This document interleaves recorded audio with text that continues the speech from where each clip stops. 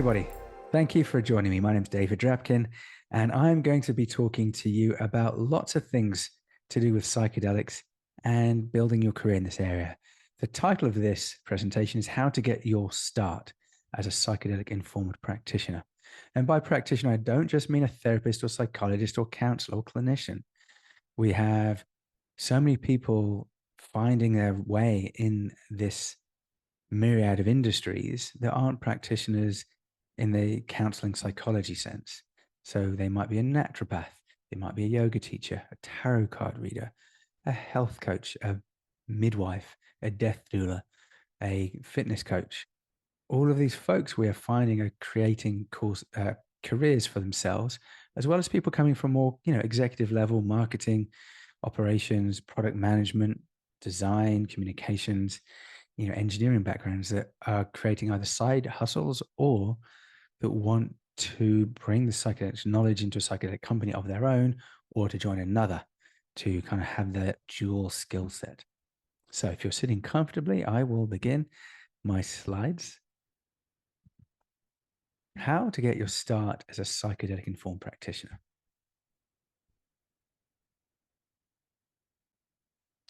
This little presentation is looking at the current and future opportunities. We don't really know what this industry will look like in 5 to 10 years.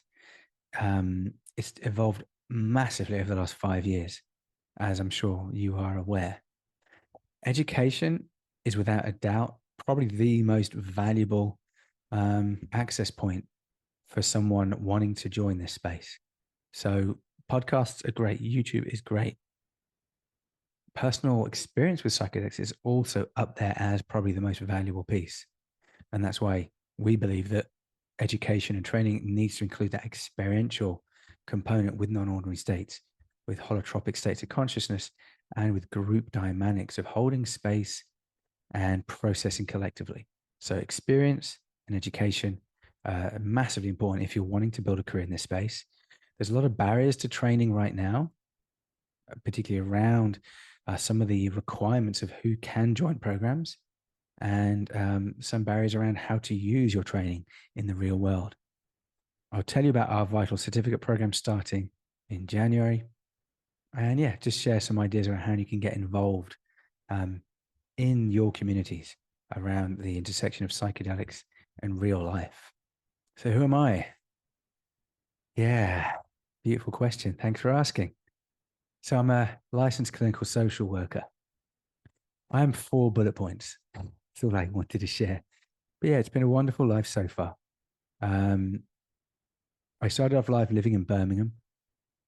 Got very interested in being extremely wealthy. So started an economics degree, was president of the University Economic Society, dedicated to the field of investment bankers, mergers and acquisitions and hedge funds and traded options. And then at the age of 21, as I was studying for my economics exam, I got electrocuted. Instantly kind of shaved off my hair, became a Buddhist, hippie, vegetarian, and kind of went traveling around the world for 10 years. Lived in India, Thailand, Malaysia, Indonesia, New Zealand, Australia, Israel, in and out of England for a while. And eventually had to earn some money. So I decided to do 2 master's degrees in social work in Australia and England. Got into international social development, counseling, youth work, community development, and then really went more into psychotherapy in my kind of early to mid 30s. Worked in hospitals a lot in psychiatry, inpatient, outpatient, always specialized in addiction treatment. And then became a director of an addiction clinic, my dream job. I was running an addiction clinic with 10 team members, 130 clients. And at this time, I was starting to see what was happening in the psychedelic world, around the research coming out, around maps, around compass pathways, around just the conversation changing in public. People were talking about it. It was in the news. And all of my years of using psychedelics was like, maybe it's time for me to actually combine my experience as a therapist and social worker with my experience of using psychedelics for my own mental health. And so I joined Psychedelics Today in 2021. And the most beautiful thing I did was be part of creating Vital with these 2 gentlemen. Kyle and Joe founded Psychedelics Today 7 years ago. In that time, we've had a lot of fun, really helped millions of people, and had over 10,000 students come through our selection of courses. And it's really a visionary tale of building a company on a podcast with 5.5 million downloads now, about 370 episodes. Every year we touch 2.2 million people's lives. And it started from just a podcast of, we need to talk about this publicly. Like, it's got to come out of the shadows because it keeps things safer, but it breaks down the stigma. And then we started to do trainings so we can train those folks that are already doing this work with themselves as psychonauts, or they're holding space and supporting other people, friends, family, and clients. And as we started to do that, we noticed, oh, wow, things are really changing much quicker than we thought here. This ecosystem, is rapidly evolving. We really need to develop more trainings. We need to really kind of be part of this conversation, because otherwise we feel a bit worried he's going to be left behind, moving kind of in this space where right now there's a war on drugs still. There's prohibition around psychedelics. And there's a lot of inequality and a lot of trauma and a lot of bottlenecks around access to mental health and addiction treatment. So what the hell's going to happen when we've got these really expensive psychedelic treatments here? Are people going to access them? So yeah, we're seeing massive amounts of trials and research coming out, decrim happening all over the world. Ketamine's becoming very popular now, in America in particular. And we're noticing that most people are not feeling like they're ready to do this work to help people.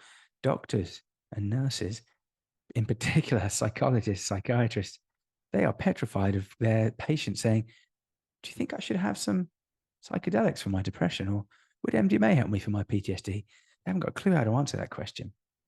So we needed to educate these folks. And then the people actually doing the work, the preparation, the assessments, the screenings, the education about it to their clients, the holding space with patients or with people, and then the integration work afterwards, it's going to be a massive bottleneck when we need hundreds of thousands of people globally that are going to need this some level of education and awareness raising, whether they're a receptionist or a shaman. They're going to need massive amounts of knowledge. So here's a couple of slides I'll show you around, what we're seeing scaling up and ramping up. Here are all the different research trials happening with psychedelics. In particular, you'll see psilocybin more popular than any. And this is, 2 years ago. So much, much more common now. Here are the publications that people are putting out. So amazing articles that people are writing. So if you want to check me out on LinkedIn, David Drapkin, I try and put out at least 3 of my favorite research papers a week. You can also check out Psilocybin Alpha and Blossom Analytics that cover the week's research and articles, because there's just loads of coming out each week. So we're seeing massive changes in the general consumption and awareness and conversation around psychedelics. Here are a selection up to 2020 of mentions in articles about psychedelics. So just look at that.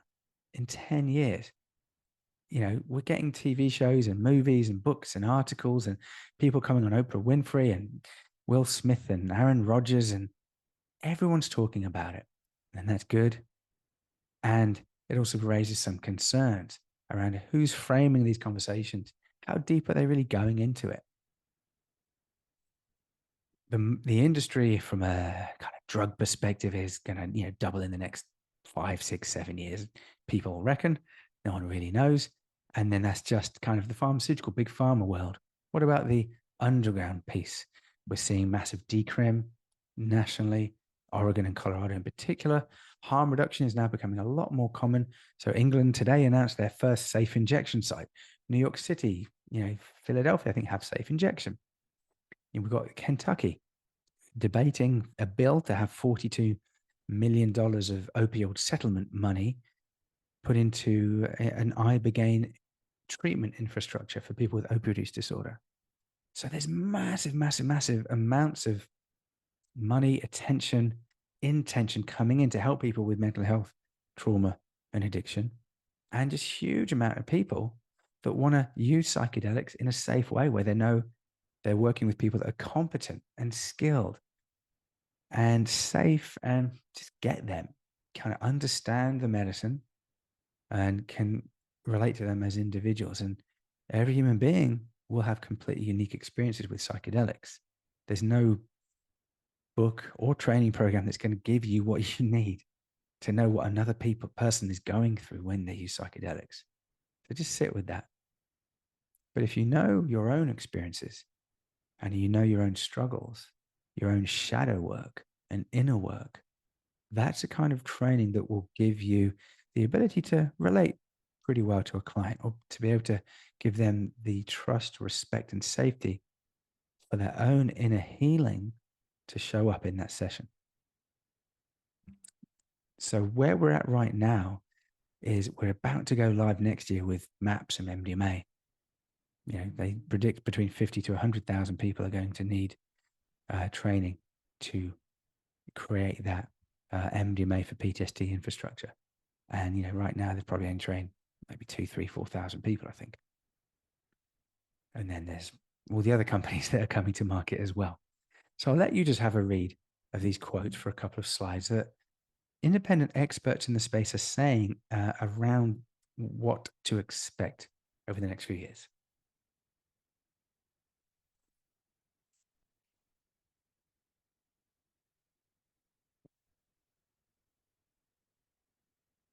And you can see that these quotes are from, you know, about a year ago. So these are already out of date. So we're seeing, you know, the discussion in Kentucky for $42 million hadn't started yet. You know, what we're seeing with decrim, you know, in Colorado, in New York and Pennsylvania right now, they hadn't really had bills come through the state Senate yet.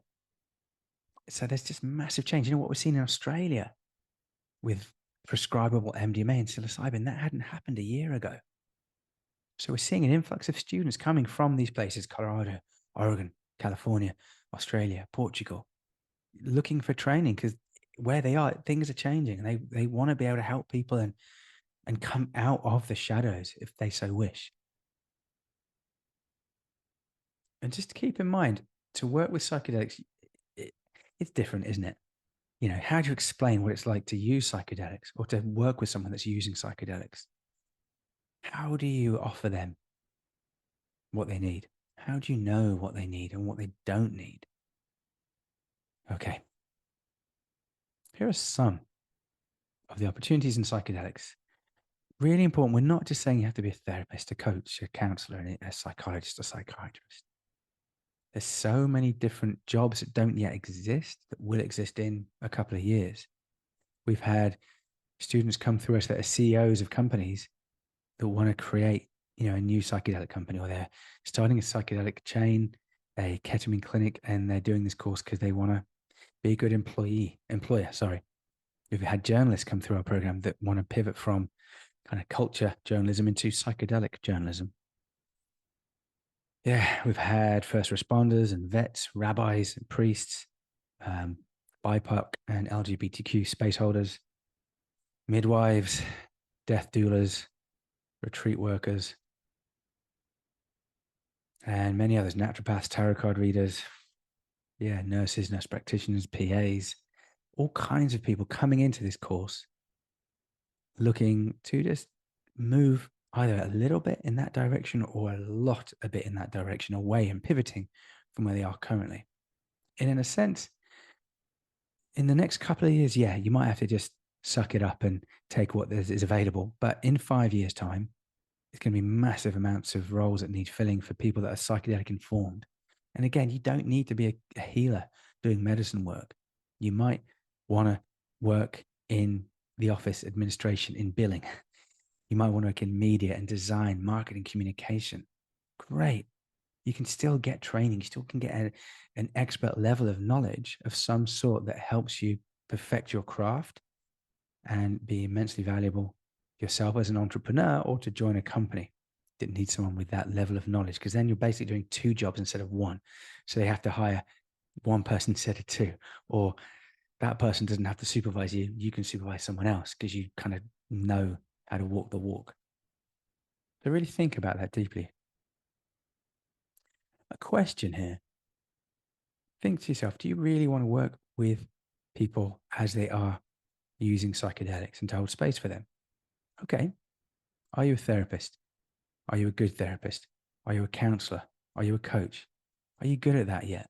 If you're not good at it, then get good at it first and then think about getting some psychedelic training. Or maybe just do a few little bite-sized pieces of psychedelic training. Maybe our Navigating Psychedelics 9-week course. Try that out. And then think, yep, I want to become a social worker or a counselor. Or you might think, you know what? Yeah, I've had my experiences with psychedelics. I want to be more involved with my community. I want to offer harm reduction work, integration work, support group. I want to set up a nonprofit. What are your skills? What's the offering that you really want to bring into reality? You're creating it, you're birthing it into existence here. And we need you to do that because honestly, there's just a massive need for skillful, well-intentioned people here to answer questions, to create companies, to provide services and support for the millions of people that are already using psychedelics and that are going to be coming out of the woodwork over the next few years. But the point here is psychedelics is sprinkled on top of whatever you currently have. And if there's other gaps in your knowledge, then also get additional training as well as psychedelic training. So here is just some other trainings you might be thinking about in the space. So if you've heard of MAPS, I'm sure you have the MDMA assisted psychotherapy training. They are going to probably get FDA approval and DA clearance next year, 2024. Compass, probably 25, 26, more likely. Treatment-resistant depression with psilocybin. Usona, probably around about the same time. Awaken is being used right now in Bristol and London in England, in Portugal, in America right now, in their clinics.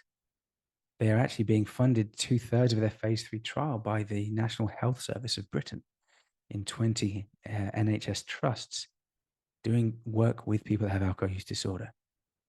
So those are all drug specific about one plant, chemical, molecule, compound. There are other courses that are more kind of generic, agnostic around the medicine itself and focus more on the skills. We are Psychedelics Today, and our main 12-month course is Vital. We have other courses as well, bite-sized and more kind of like more snacky sized. It's Fluent, Sound Mind. Embark is great. It's open access course. I would definitely encourage everyone to do Embark. Third Wave Psychedelic Support. Lots of different to choose from. Why I love us, Psychedelics Today, is we're one of the few programs that welcomes students that are not clinically licensed, master's level credentialed practitioners.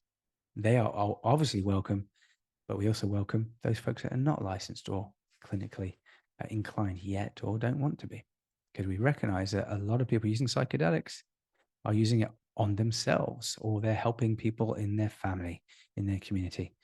And some folks that have careers, yeah, they might not necessarily have clinical psychology training, and they can still be very competent working with certain client demographics.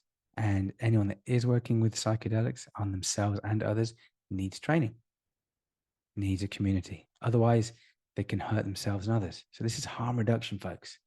It is not ethical to withhold training from people using psychedelics on themselves and supporting other people. That is harmful. So we believe in harm reduction here. But training can also look at some of the big institutions that have research that are starting to develop new partnerships. So here's just 5 I thought of: academic institutions: Imperial College in London, NYU Langone. They're doing great work with psilocybin and alcohol use. Johns Hopkins doing incredible work, especially around spirituality. Mount Sinai in New York. Tel Aviv University is just starting to break open. There's probably now over 10, 15, I'd say, hospitals, universities with psychedelic institutes and training centers. It's phenomenal what's happened in the last 3 years. There are also state level trainings in Oregon to become a psilocybin practitioner. Colorado, they're going to announce their regs, I think, by January. And yeah, there's New York and Pennsylvania. I was talking to a Vital student today from Minnesota, and she's actually part of the people that are developing the bill there.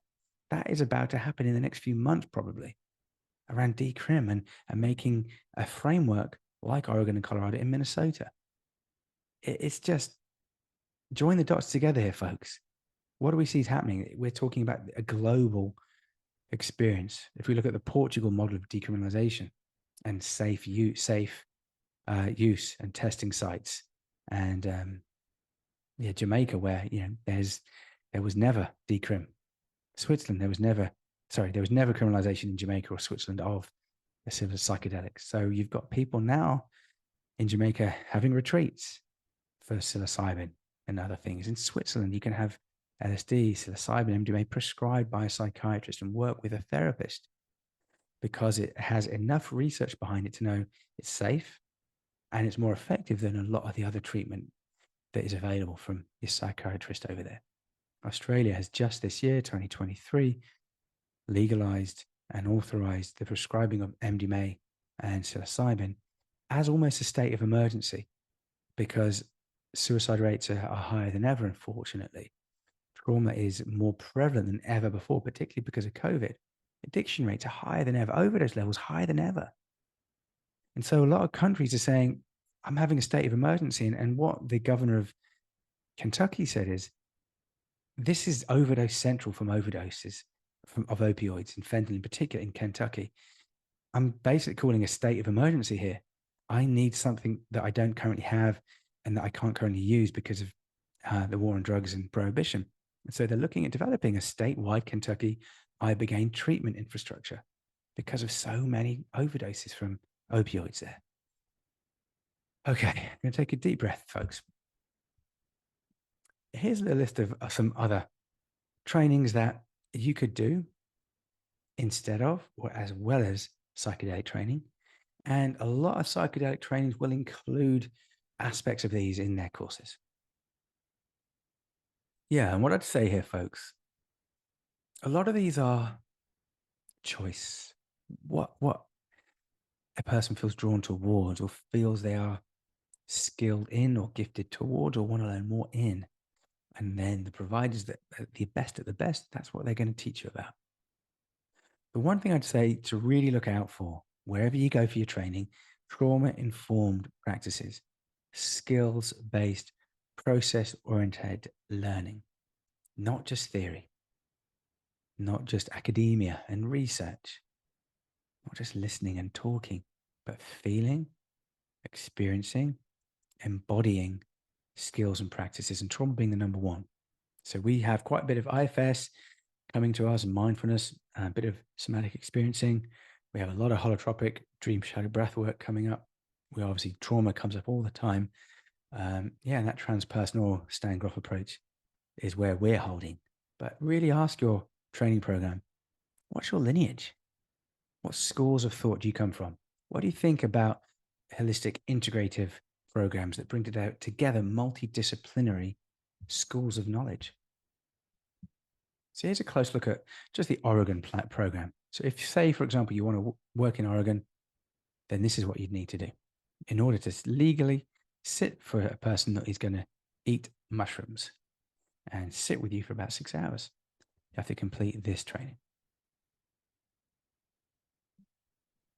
And I've been speaking to quite a few people in Oregon, and they say, I want to do this work in Oregon, but I don't want to take this course because I don't want to have to work in a licensed facility because there's a lot of limits and regs around there. But then at the same time, well, if you're going to be working underground, where's your lineage? Where's your training? Who are your teachers? Where do you ground your kind of ethical practices? Do you have supervision? Do you belong to a peer support group? So if you're not going to get this level of training and you are going to do some really intense work that is potentially going to bring up some massive challenges and unusual experiences, how can you justify that you are safe, ethical, and competent? So I just gave a few examples of how you might want to do that instead of a training like that. All right, I'm going to tell you about Vital next. And here are some of the qualities that we've built into Vital. We acknowledge the history, the wisdom of the underground. We have created a multidisciplinary course with a number of different modalities and schools of knowledges and traditions, and we weave them together. We have a very generous diversity fund that we've been able to use to bring in the most diverse students in the world into any cohort. I can say that without any question of a doubt. And that has enabled us to learn so much more because we've got people from all over the world that are leaders in their community that are going to take Vital into their community to maximize the benefit to all. Yeah, we've got some CEOs and clinic owners and rich psychiatrists, yeah. But we've also been able to bring in a lot of community activists, people that are just bringing massive amounts of healing and advocacy and activism in their communities through our diversity fund. We put a lot of value on personal experience. So it's fine if you're not a psychologist and you don't have a master's degree, but what personal experience do you bring to this application? What is your reason for being here? Why are you here? Know that. And hopefully you want to join a program like Vital that prioritizes the process of learning about yourself through inner work, through group work, through really investing time into exploration of self and into the mystery of being human. So we don't give you the answers, but we bring in the most amazing people in the world to talk about their favorite questions and their favorite answers to those questions. So here's the slide with a typo. It's not beginning April 2023. That's already started. The next cohort starts January 2024. But we're still bringing our 5 elements there. And each module has 1 element attached to it. All right, so this is a video from our first cohort of students that went to Costa Rica to do a breathwork and CrossFit meditation retreat with us for 5 nights and 6 days. And you'll hear from some of the Vital team and the Vital students.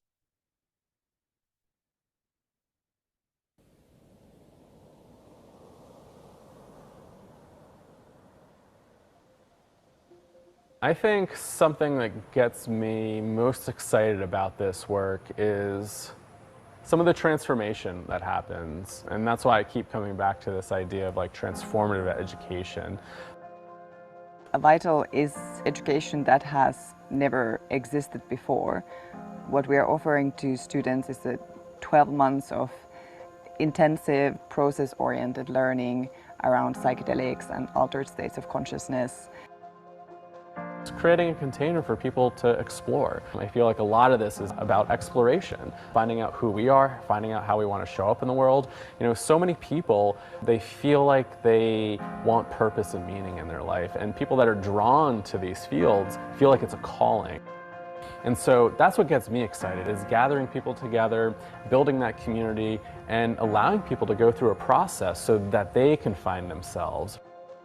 The thing about a program like Vital that is so important is that we are on the brink of shifting the way that we care for each other.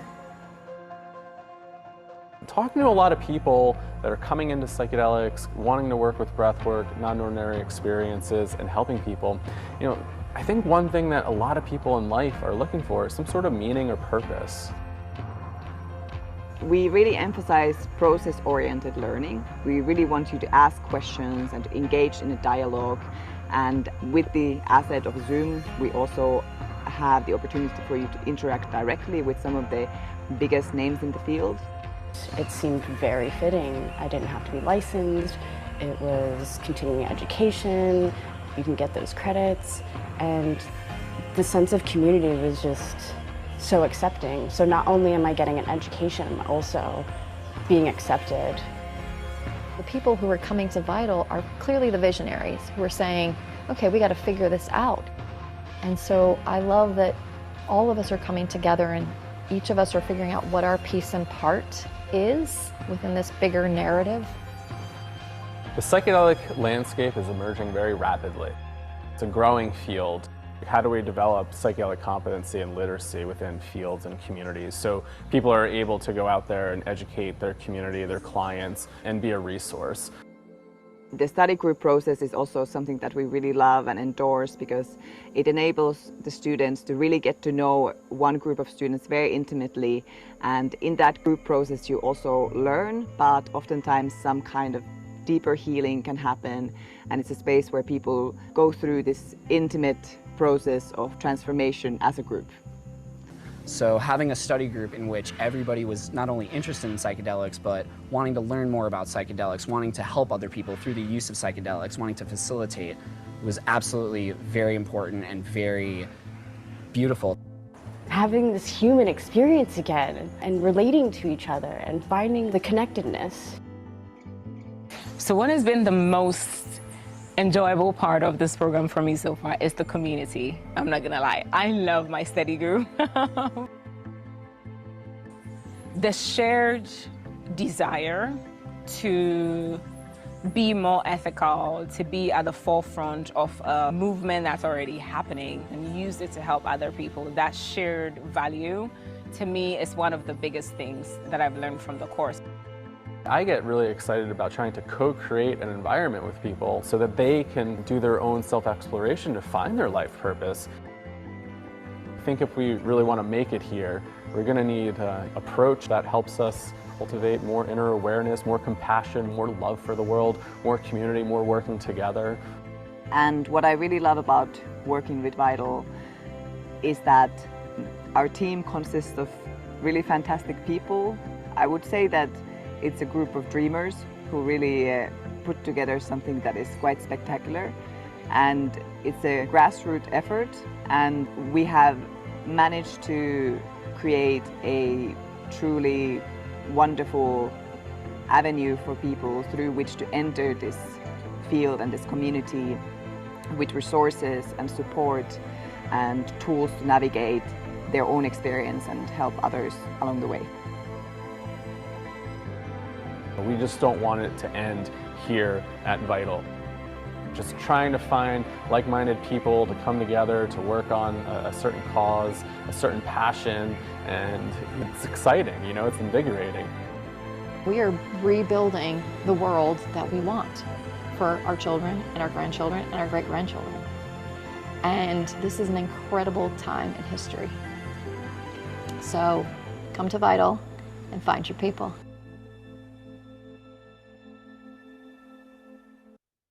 All right, thank you.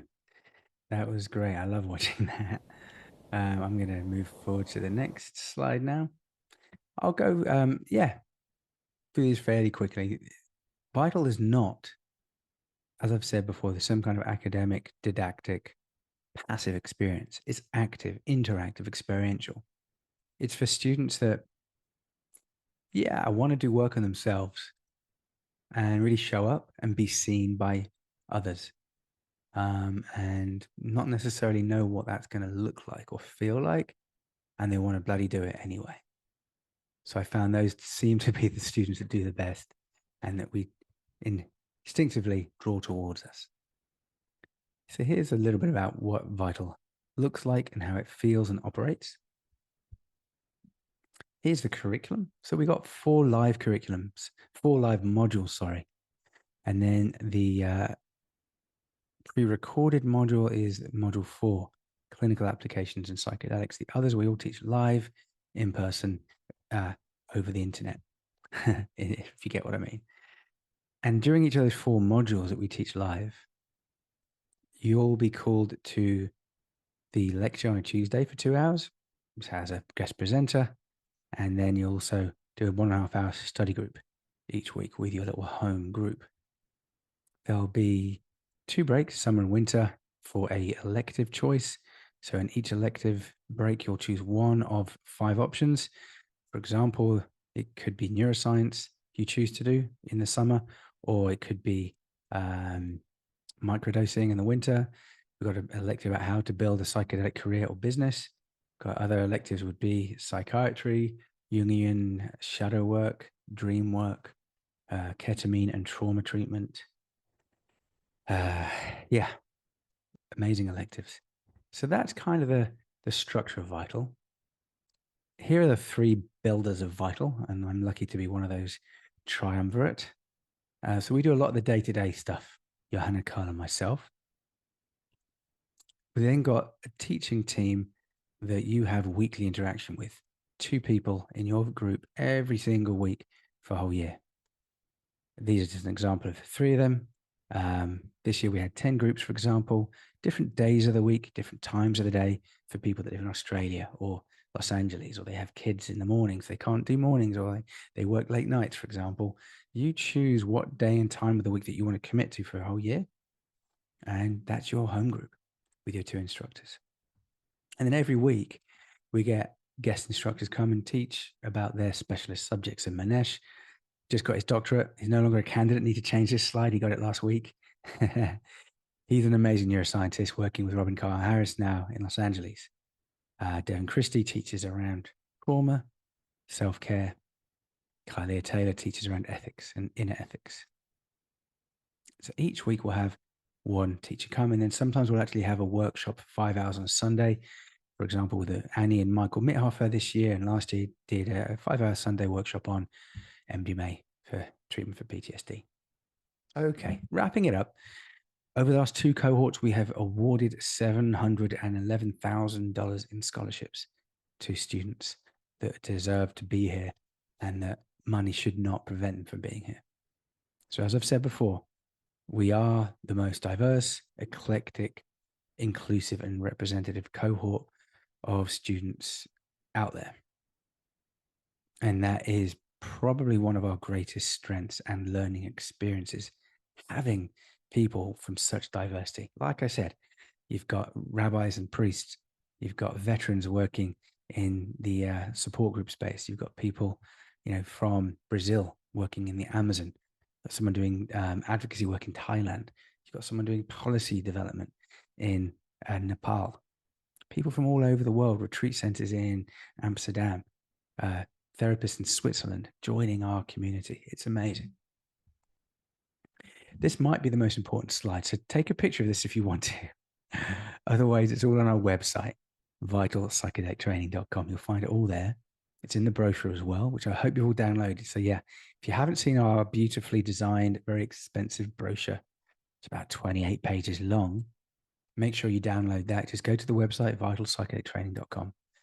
And that's got all the information you need about the course, the policies, frequently asked questions, the structure of the curriculum and the syllabus, the teaching team, the ethos and ideology and approach and lineage of our work. But in a nutshell, the course starts in January. To get on board Vital version 3, you need to have applied. If you apply, get accepted, pay your $1,000 deposit and start your tuition payment by October the 8th, then you will get $1,000 off tuition. You'll also join our book club beginning October the 16th, looking at Stan Grof's Way of the Psychonaut book, which is a 2-volume amazing book if you haven't read it yet. And you'll get our Navigating Psychedelics Masterclass library for life worth $800. You'll also join our Monday webinars. Just start now. So yeah, you need to have that done by October the 8th. So applied, accepted, interviewed, paid your deposit, and started your tuition payments in order to become a Vital student and get all that. If you don't do it by then, you've still got till November the 19th to do all those things, and you still get $700 off tuition, and you can start joining our webinars as soon as that's happening. After November the 19th, you still have until December the 21st to apply. And that really is the last chance saloon to apply. And then we're going to have another week to review any outstanding admissions, make any final acceptances, and tuition payments need to start by December the 30th in order to join the course starting January 23rd. All right. So I'm now going to say thank you very much. This was a pleasure to present, and I am now going to do some questions and answers.